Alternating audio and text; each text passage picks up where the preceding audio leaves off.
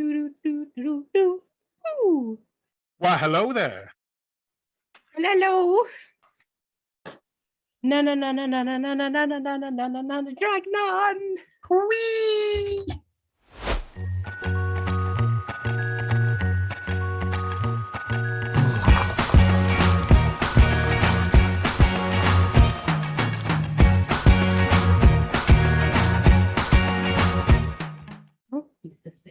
Don't be suspicious. Don't be suspicious. Don't be suspicious. Don't be suspicious. Don't be suspicious. That's a fucking bop. See, these people who just don't get TikToks are missing out. I'm at the Pizza Hut. I'm at the Taco Bell. I'm at the combination Pizza Hut and Taco Bell. And thus ends our episode, commenting on how great social media is in the 21st century. Right, intro done. Next. If only it were that easy, Alaska. Hello, I'm Sister Babeushka. And I'm Sister Alaska Lott. And this is Utter Nunsense. This is the show where we pour a hot, piping cup of tea and utter whatever nonsense pops into our heads. As you may have guessed, this is a very laid-back chat between good friends. And a new episode comes out once a month at the beginning of the month. So here we are again. And in case you hadn't guessed by now, you, the viewer, you are one of the friends that gets to sit in on the conversation. We don't have these conversations with just anyone you know. We are very selective. One of the best friends of the show has also joined us today. Isn't that right, Sister Joan? Sister Joan is the strong, silent type. Stop blocking my view, Joan. It's about me, not you. Every time. She just loves the limelight so much. Once again, we are making an episode in honor of a particularly important day within the LGBTQ plus community, IDAHOBIT. Which remember, it stands for International Day Against Homophobia, Biphobia and Transphobia. Because those things are all bad. They are. We're here to fix it. We're here to beat all of those things with this very one episode. When is IDAHOBIT? IDAHOBIT is on the 17th of May every year. Every year? Mainly because IDAHOBIT's main page, the web domain is may17th.org. So they're really committed to the 17th of May. Homophobia, biphobia and transphobia are often thought of as external pressures that happen to the community and that, you know, we as a community are collectively fighting against it. However, it can come from within the community too. So we really wanted to talk today about gatekeeping within the queer community to really challenge this and show what sort of gatekeeping we're talking about within the queer community, but also looking at ways on how we can all be better to each other, because we have enough issues to deal with outside the queer community without then attacking each other. Let's support each other and make sure that we all get the rights that we deserve and not just a select few. I mean, community people. When we're talking about gatekeeping today, what is the general definition that we're taking this? So basically, it's when someone tries to set limits and requirements on what it actually means to be part of the queer community. Those fuckers. So it can either be, you know, putting in place discriminatory rules and people working together to exclude certain sections based on characteristics. So saying, oh, we don't want any people that identify as bisexual here. You know, we don't want any certain gender here. But it can also be subtler things that we've maybe picked up from our interactions with each other while, you know, developing as queer people, such as the language we'll use around particular people. I think it's really important to remember that just because you are a marginalized person or that you've experienced discrimination doesn't automatically mean that you're super progressive and open to other people who've experienced the same thing. And so this is where that gatekeeping can come in. It's about that, taking that time to understand there are different paths that people have taken, there are different people out there that might be quite similar to you, but won't be 100% similar to you, and therefore making sure there's flexibility in how we approach people and deal with people, rather than saying it has to be this way, otherwise you're not allowed into our club. Like the no girls allowed sign on a treehouse. The no homers on the treehouse as well. It makes me sad because I feel like the LGBTQ plus community is a place that people should feel safe. You should feel safe in your own community. And the last thing that anyone deserves here is to feel othered or like they don't belong or made to feel alone. To try and diminish other people's lived experiences is quite upsetting, and it really shows that there are parts of the community that, you know, are individuals within the community that can be really closed-minded, even though they themselves will have faced similar discrimination from others. And it also has surprised me which bits of the community it's come from as well, because for some reason in my head, I always think of like younger generations becoming more progressive, and yet some of the worst gatekeeping and most ardent gatekeeping that I've seen very recently has been from the youngest members of our community. Oh no, are you telling me the kids are not all right after all? Some of the kids are great, but some of them maybe life has improved so much that they haven't understood those struggles. I don't know. It's weird. I do wonder if it's that thing, you know, as you're saying, that sort of lack of experience, but also that generational gap where, because there's been improvements and they're maybe not facing the exact same challenges, people become, you know, for example, with HIV, you know, it's no longer a death sentence like it was considered in the past. And so people can then sometimes become a bit more reckless when they're younger these days. Gen Z seem to be very comfortable with challenging people, which I think is actually a really good thing, because, you know, there are lots of things that they're challenging people on, which are right. You know, things like for a long time, we were talking about people's chosen pronouns, and they challenge that and they say they're not chosen, it's just their pronouns. Or preferred pronouns. You know, it's not preferred, those are their pronouns. And you reevaluate and go, yeah, you're true. Yes. Okay. I will change. Excellent.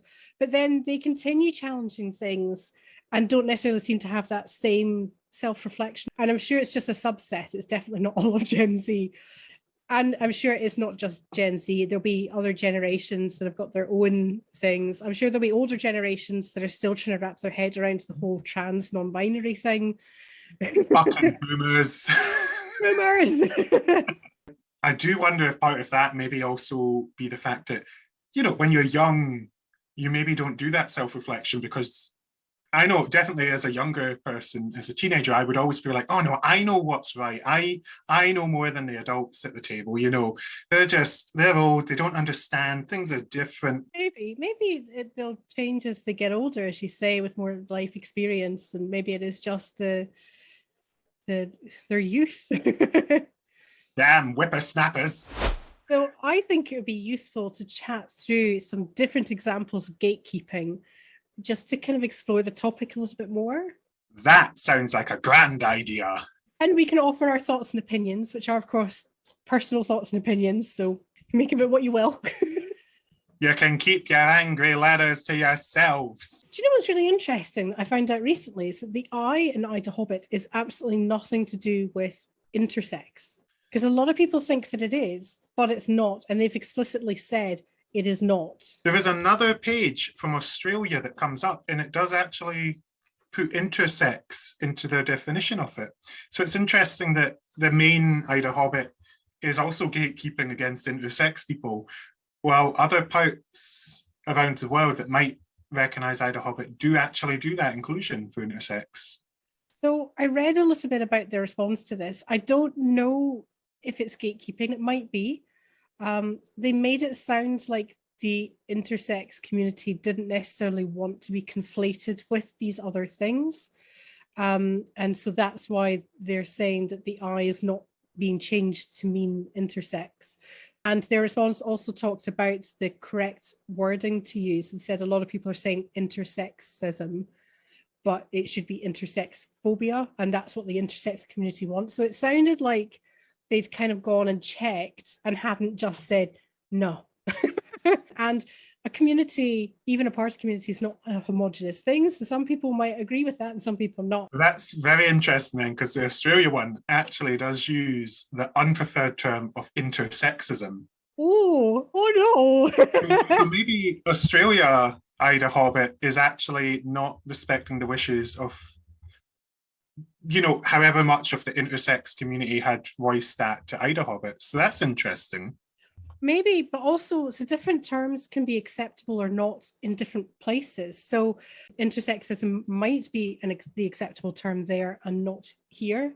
It's like there's some words here that you just wouldn't say in America. Like here, you can talk about fags, because when we're talking about fags, we're actually talking about cigarettes. You say it in America, it's got a very different meaning. It is always interesting to watch the different uses of language around the world. So yeah, it could be that neither IDAHOBIT is in the wrong. But certainly the IDAHOBIT that seems to apply to the UK says intersex is not included in their definition. They deserve their own day. They do have a day. Hey!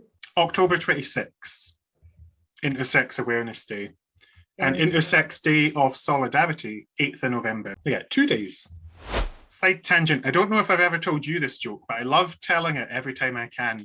When I started work at one of the charities that I'm with, but we had to type in invoices. So a lot of the times it would be like cafe supplies or janitor supplies that we'd have to type in. And then the co-worker that I had, who was also in finance, they were basically saying, sometimes I like to read it as surprise. So it's janitor surprise. And ever since then, I can never look at the word supplies without thinking, surprise! In which case, I've got a joke that I have to tell you. Why did the chicken cross the road? I don't know. Why? Because. Of course. Oh, we have shit jokes, don't we? I made you laugh. However, Joan is not laughing. She's smiling. Oh, she's always smiling. She's a happy-go-lucky nun. Right, shall we kick into some examples then? Let's see, what examples shall we jump into first? Choices, all the choices. Let's go with bi erasure. Because we see you, bi people, we see you. When we can see straight passing relationships, we automatically assume that the couple is straight, rather than actually, we can't tell from looking at them what their gender identity is or what their sexual preferences are. And it affects not just bi people, it affects pan people, etc. as well. I find this one really annoying because I am married to a man and people assume that I'm a woman, and therefore they assume that I'm straight. And it doesn't matter how many times you tell people. Similar situation, I think. There's definitely that assumption that, oh, what a nice straight couple you guys are whenever we're at certain things. And it's like, no, Demi and Polly, not even straight whatsoever here. And it doesn't matter like how long you're in that relationship. It could be for 6 days, it could be for 60 years. It doesn't make you any less queer. Yeah, it's so frustrating that it's almost seen as the default option has to be straight. And if anyone looks like they're a straight passing relationship, automatically labeled with that brush. Not that it's a bad brush to be labeled with, it's just wrong. And you don't even have to be in a relationship for this to be a problem. So, for example, if you are a lesbian, but you've never had a lesbian relationship, it doesn't mean that you're not a lesbian. Like, you don't have to have any particular relationships to validate your identity. You can be what you are and be single. Just because you've never had sex doesn't like invalidate your sexuality. And so you can be gay and be a virgin. You don't have to have done the thing. And having a relationship of any particular kind doesn't mean that that is what your sexual orientation is either. So, you can have had sex with men and then later go, do you know what? Actually, I'm not attracted to men. The only person that can tell you is the person themselves. So whatever they say is what they are. I was reading a book and it was really funny because there was a lesbian, our protagonist was lesbian, and this girl that she was going on a date with, she just automatically assumed that she was also lesbian. And so it was bi-erasure, but from the other side of things. Also, on the topic of bi-erasure, there's also the sort of infamous language that we know about as well that goes about. It's not that they're bi, they're being greedy. Saying that it's just a phase, that annoys me. That sort of language that at least I've seen growing up is that, again, that gatekeeping that we've talked about, which is more subtle. And I think bi-erasure is probably one of the ones that is most known about now, because it has been such an issue. Even though it continues to be an issue, we know that it's a thing. So surely we must be able to do better. I mean, I say the same thing about climate change. We've known about that for how long, and we could still do better. I'm going to suggest that we talk about non-binary people who come across a number of different issues in terms of gatekeeping. And some of the ones that occurred to me just off the top of my head were not being trans enough, not being androgynous enough, because for some reason people expect non-binary people to not be even remotely masc or femme presenting whatsoever, which is just rubbish. And just generally, some queer people are transphobic. No. There's one particular organisation that I'm sure we could name. I've actually written them in my notes as an addition. Name and shame. The fact that people need non-binary people to present a certain way. Honestly, I could wear jeans and a t-shirt. Everybody wears jeans and t-shirts. But you'll still say that I'm not presenting in the right way to be non-binary. Some days I'm going to come out and I'm going to look like a swamp witch and I'm just going to be like something everyone would avoid. Other days I'll come out as a grand empress and look fabulous. Fuck off. I don't owe you anything. It's so weird that people gender clothes. They really are just clothes. And in such silly ways, like gendered colouring, pink is for girls and blue is for boys, except when you go back 100 years, it was the actually other way around. High heels are for women, except they were actually invented for men, but now they're for women. Which it's all just made up. That's fine for some of us. Some of us will prefer more feminine clothing. Some of us will prefer mass clothing. Some of us will be sea witch. The best gender presentation of them all. So often non-binary people are treated as a separate entity. I didn't know that would all fit under trans umbrella until 2 years ago, during the pandemic, when it was brought up by other sisters. I think I probably realised around the same time, to be fair. So it's been quite a recent revelation. And then looking at the trans flag again and going, oh, that's what the white stripe's for. Oh, we're in the flag. Although personally, I would never say I am trans, I'm not going to fight about the fact that non-binary does sit under that umbrella, which trans is that catch-all. People can choose what labels, fit best, and they can choose to describe themselves as non-binary primarily if they want, or trans primarily. I feel it's kind of like when you ask Americans where they're from, and a lot of them will say their state before they say America, but some might say America before they say their state. It's kind of like the same thing. And as you mentioned, obviously there is the classic example of the queer community then being transphobic themselves, with such great role models such as the LGB Alliance in the UK. They try to brand themselves as not being transphobic, and they say, no, it's just that we are focused primarily on LGB issues.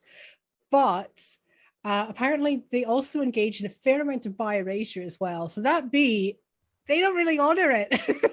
The fact that even recently with the whole conversion bill sort of U-turn, and the fact that now it will be for LGBT people, but it won't be for T.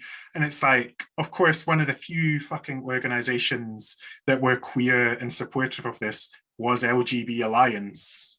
There's a lot of transphobia in the UK. For anyone who doesn't know. It's a problem.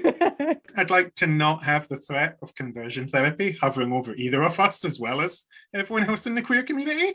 Oh, it's just an awful thing to think about. At the end of the day, our voices are much stronger together, and there is enough of that overlap that we're still marginalized groups that when we fight together, we make waves, such as the Stonewall riots. Just because something's not targeted at your bit of the community, don't think that you're safe.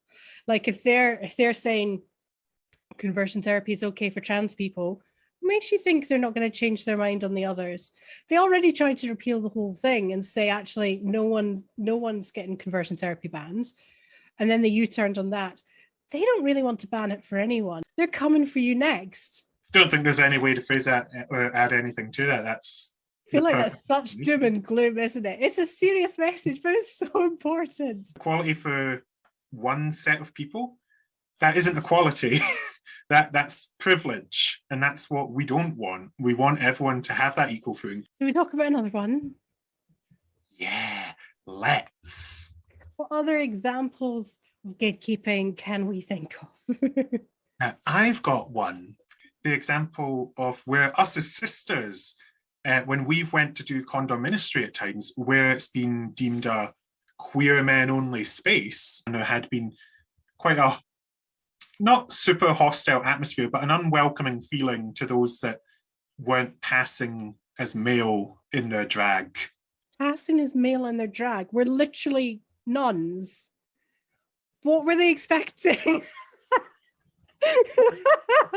So there is a Twitter thread about me that I found where people were talking about me in a not very nice way, and they had downloaded a video of mine and uploaded it without my permission. And in amongst all the things that they were saying, what was really interesting was everyone assumed I was a man. And that's what they were so upset about. I think there's a lack of recognition for other genders being sisters or doing drag in general. I mean, the drag scene is very diverse, and we don't get to see that in mainstream media. There's so much more. It's frustrating that, even as sisters, there are parts of the queer community that will have those sort of gatekeeping thoughts already in place, such as, it's just gay men coming as nuns. We wouldn't want any, female presenting or female identifying people coming into our place where we're treating it as gay men only. And it's like, we're here to help the queer community. It shouldn't matter what gender we are. It makes me sad that I get so many comments on social media from people asking questions like, who can join the sisters? Are women allowed to join? Who's allowed to do drag? Are women allowed to do drag? Are non-binary people allowed? And I always have to keep answering with anyone can do this, regardless of your gender or your sexuality. It's about having that calling to serve the community. Your gender and sexuality don't really play into that, so it should be open to everyone. We have to keep shouting this out, like every time it comes up, that anyone can do drag. Drag is a form of art. Anyone can do art. Go do drag. And anyone could join the sisters. Just everyone. Alaska, would you like to give us another example? I would love to. Let's talk about Gold Star lesbians. This one annoys me. I think it's probably not as bad now, but certainly in the past, there's been really strong discrimination against gay people, against lesbians who've had hetero type relationships. And so you get this concept of, like the lesbian who's never been with a man, and they're the pinnacle of lesbianness, and vice versa, like gay men who've never been with a woman, and all these different iterations. It's almost like treating the part of that person as a game with a tier system where, you'll unlock gold level if you've never slept with a person of another gender. You'll get a silver level if, you slept with somebody that's trans, but if they weren't identifying as a man or that, if they weren't a man, you're still a silver level lesbian. It doesn't change their worth or their value as a human being if they have had these relationships in the past. One, it just is totally dismissive of that person's experiences and almost treating it like a commodity. But two, it really just comes down to really sanctimonious bullshit, if I'm honest. I feel it's very much about biphobia, really, isn't it? It's like when you get really chauvinistic men saying that, if a woman has slept with someone else before, she's not worth as much, you know, she loses value. It's the same type of sentiment, that you're valuing people based on their previous experiences, and surely their value should be based on them as a person. Basically acting as slut shaming for saying, oh, you've had more sexual exploits than me. Oh, I can't possibly sleep with you. Boils my piss. That's the slogan for today, is it? That's what's going to be on our merch. I think that would be a great t-shirt. Your gatekeeping boils my piss. We're going to put it on the cups for next time. Boils my piss.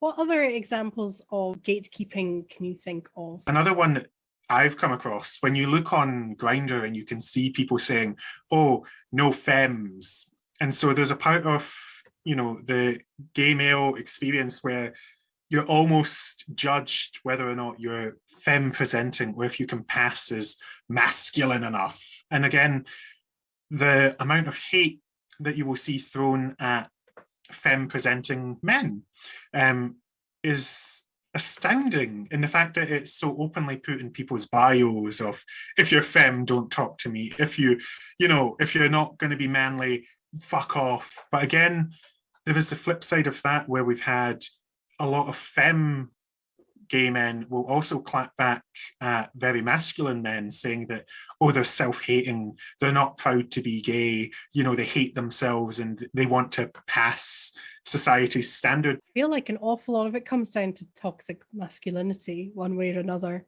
which is a real shame, because it's, you know, it hurts men as well as other people. People should just be able to present how they want. And like, I really hope that we're moving towards a future where this is less of a thing. But yeah, there's an awful lot of that going around at the moment. We talk about bi-lesbians.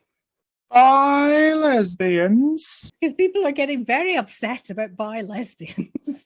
Are they? I've had fellow creators contact me about how their accounts have been getting like shut down and banned and stuff because children are mass reporting them for saying that bi-lesbians are a real thing and that they exist. And then they end up getting their account back because it's not a bannable offense, but they're just getting mass reported by kids because they disagree that bi-lesbians are valid. So apparently this is a big thing. My God, how petty some people are. Bloody kids mass reporting stuff just because they don't like what's being said. What I found interesting was, if you search for bi-lesbian on Urban Dictionary, you get like a slice of all the arguments that are happening from both sides. A completely invalid fuck's sake that people use when they like men and women but have a preference for women more, so they claim to be a lesbian, even though that defeats the entire point, is invalidating. Example, idiot, hi, I'm a bi-lesbian. Anyone, STFU. Wow, that's a loaded Urban Dictionary. But when you scroll further down, you get some definitions from people who feel the other way, who feel that it is a valid identity. So you get their explanation of what a bi-lesbian is. Okay, so you've got it coming from both ends then. Yeah. That's the Urban Dictionary is like just a mess, because it's basically these people arguing about whether or not bi-lesbians are valid. But for anyone who's unfamiliar with the label, or what it could mean, how it could be interpreted in a way that is valid, I will give some examples. So there is something called the split attraction model, where we separate the sexual desire and the romantic desire, kind of like how we talked about last episode in asexual versus aromantic. Someone who identifies as bi-lesbian could be bisexual and homoromantic, or we could flip that the other way. They could be homosexual and biromantic, which means that they have both of those elements that you then combine into the term of bi-lesbian. Or, and I suspect this is probably a slightly more recent interpretation of it, is some people will use it to mean that they are attracted to women and non-binary people, and most likely people who are more feminine presenting. So they don't want to misgender non-binary people by just lumping them in with women and calling themselves lesbian, but their experience of sexuality is primarily lesbian. So they go with bi lesbian to kind of incorporate the non-binary people in their lives as well. They all sound completely valid for anyone to describe themselves as. And again, it's not for me to judge if that label works for that person. You know, that's how they talk about themselves. That is how they identify.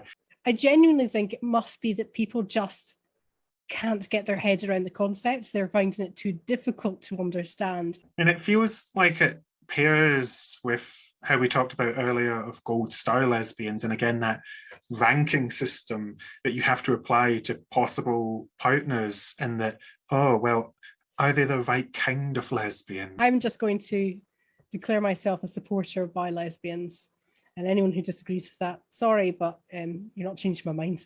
It's not for me to determine someone else's label. I think Sister Joan and I will also concur with you in support of bi lesbians. So what we're going to do then is we're just going to do a very quick why gatekeeping is a problem, in case anyone hasn't figured it out yet. Obviously, one of the key issues of gatekeeping is that it makes people who identify as queer in some way, whatever part of the spectrum that is, it makes them feel unwelcome to be with their own community. And it basically pushes them out of the queer family and makes them feel that there isn't actually a safe space within that community for them. It also reinforces heteronormative gender roles and stereotypes, which honestly, in this day and age, we should be moving beyond by now. Life is much more complicated than binaries, and we should not be reinforcing outdated principles. Preach, sister, preach. Another issue with it is that it does actually make the entire queer community weaker and leaves us open to the slow erosion of our rights that we fought so hard for.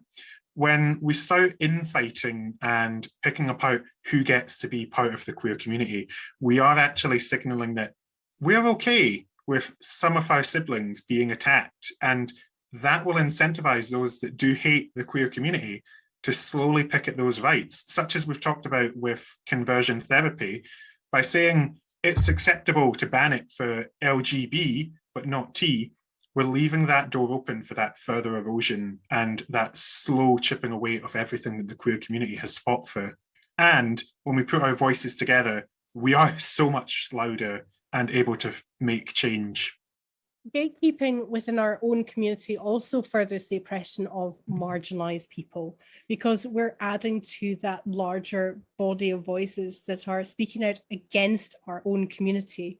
There's enough of those already. We don't need to add to it. We should be speaking up in support of each other and fighting for our rights together. The final one we want to touch on here is that by gatekeeping, we're also minimizing some of the issues that our community faces by acting as if it's a game of who has the worst part of oppression, who is suffering the most, and challenging people's sexuality and their ranking as how they identify at times. It really minimizes the struggles and the hardships that everyone goes through, and we should be there supporting each other through all of our struggles together. In terms of how we can improve the situation within our own community, I feel it starts with yourself and becoming aware of your own unconscious biases, being willing to confront them and to learn better. Part of the problem with gatekeeping is that there isn't an empathy for what other people have went through or for different experiences. And so by taking the time to stop and listen to those experiences and just absorb what people have been through, you get a better understanding of how you can change your behavior and make sure that you're not perpetuating gatekeeping as well. Don't be a boomer. Boomers. I think it's also important not just to improve yourself, but also to call out gatekeeping behaviors when you encounter them and to challenge stereotypes when other people are expressing them. Help others learn as well. At the end of the day, we all have to realize that we're all different. We're all on this massive spectrum of life, and we all have different lived experiences. We're not all coming from the same place, and we have to realize that every one of us is valid in how we identify and what we've been through. And so remembering that is a key part of challenging gatekeeping. When it comes, happy IDAHOBIT Day, everyone. And dinna you fucking gatekeep, where Joan will be after ya. Don't be a wee shite. Gatekeeping boils my piss when the queers do it to each other. Boiled piss. It's almost like you're drinking it, you dirty bitch. There's no kink shaming here. Well, boil your own piss, didn't take mine. I thought you were offered. We've had a lovely chat.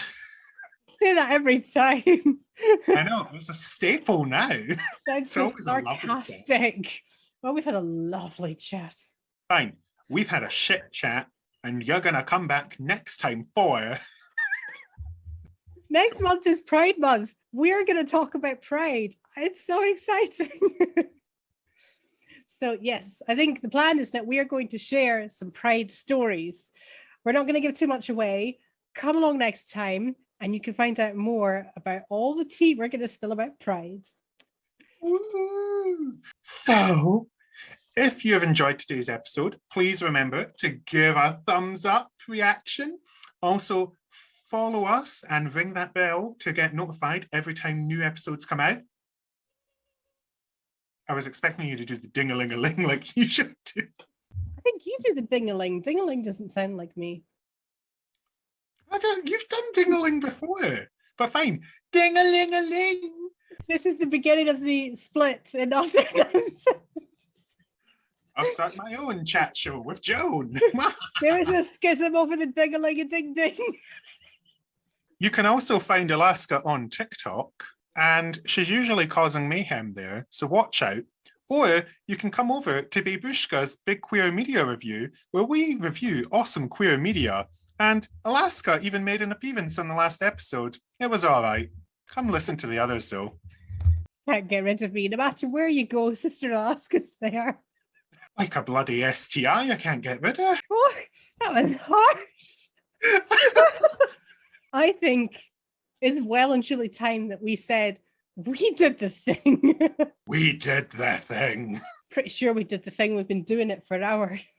We've done the thing every which way now. We did the thing. We did the thing. We did the thing. We did the thing. Did the thing. Did the thing.